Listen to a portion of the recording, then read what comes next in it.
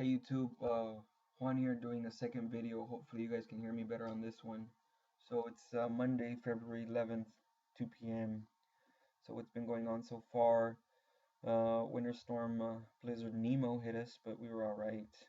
30 inches of snow, no power outages, and I'll post a picture at the end of the video to show you what our back door looked like. What else? I still have that farm test tomorrow. Then on Wednesday I have a presentation, and then Thursday I have another test. So busy week, busy week.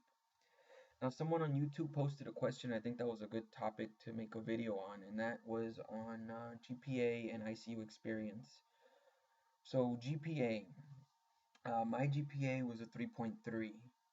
I originally started school as a pre-farm student, then I switched over for the LVN, LPN program, and then went for associates, and then finally a BSN. Now, my GPA before nursing wasn't good. I was just fresh out of high school, goofing off. I took Chinese, ended up with a D. It was like 5 or 6 credit hours, so that hurt my GPA. But then my BSN program picked it back up, got mostly A's, I think one B.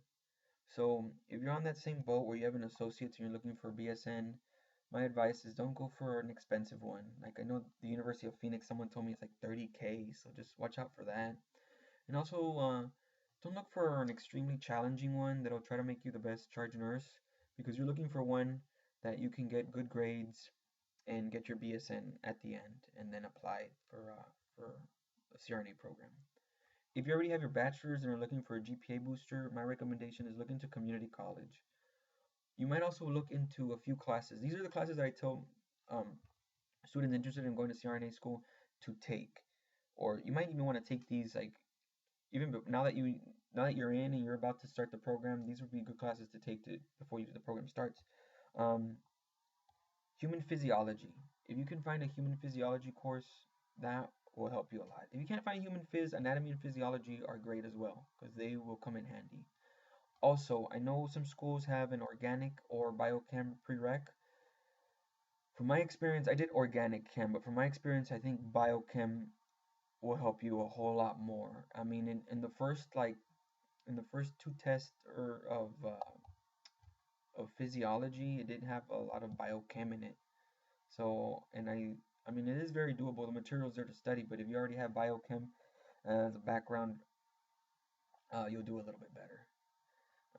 Also, GPA will come up well, it came up for me in one of my interviews, and they asked me why there was such a difference in GPA from my early years, and I just told them the truth. I just told them I would goof around. I wasn't as motivated and as mature as ish, but they understood that and they liked that answer.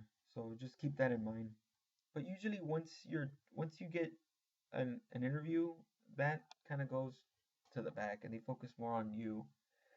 Okay, so now on experience. I did 1 year of psych and I had 2 years of tele and 1 year of ICU. And in that 1 year of ICU, within that first year, I got my CCRN. So I really recommend you get your CCRN. I think it'll help you out a lot. And it'll show that you know a thing or two. And I mean, why wouldn't you? I mean, you want to stand out. Just get your CCRN. But not everyone has their CCRN in school, though. That surprised me a bit. I know there are some students that didn't have their CCRN and they didn't have any problem. Also, in experience, I know of a student that fresh out of nursing school, straight to ICU, and in that 1 year got in. So, I mean, it's multiple factors, but that I always tease him a lot. But he's doing well. He's passing his classes. Classes in CRNA program aren't really ICU related classes or courses. They're more like sciences, like receptors and what else? And I mean, you'll learn about gases and anesthetic agents and what they do. So don't be discouraged about that. But it may come up in the interview process, and don't let that scare you because sometimes some of my classmates they said that the director brought up their GPA or brought up their experience as not being enough, but they still got in. So I think it's mostly like how well you respond to those type of questions when they ask you. Okay, so oh, and one last thing. So those programs that don't that'll take ER experience,